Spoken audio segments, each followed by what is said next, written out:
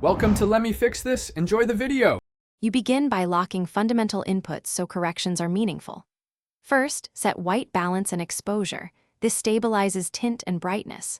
Once done, place a neutral reference, a gray card or known patch, in the frame to sample from.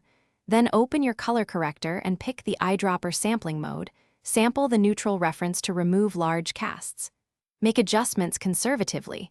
You want to fix bias, not push a new stylistic hue.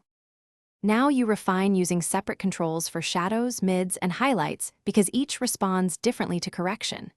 Use curves or color wheels to nudge balance. Lift or pull channels until neutral tones are neutral. Isolate stubborn hues with an HSL qualifier or secondary. Desaturate or shift the target range instead of altering everything.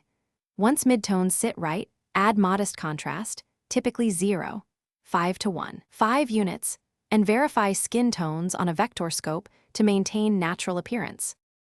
Finish by applying global tweaks.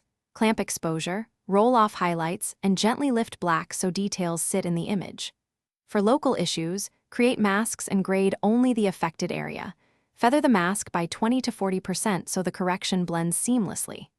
If you encounter banding or posterization, add subtle noise or dither, and export with higher bit depth. These fixes preserve smooth gradients. Make sure to review on multiple displays before you call it done. Thanks for watching. If you found this helpful, don't forget to like and subscribe.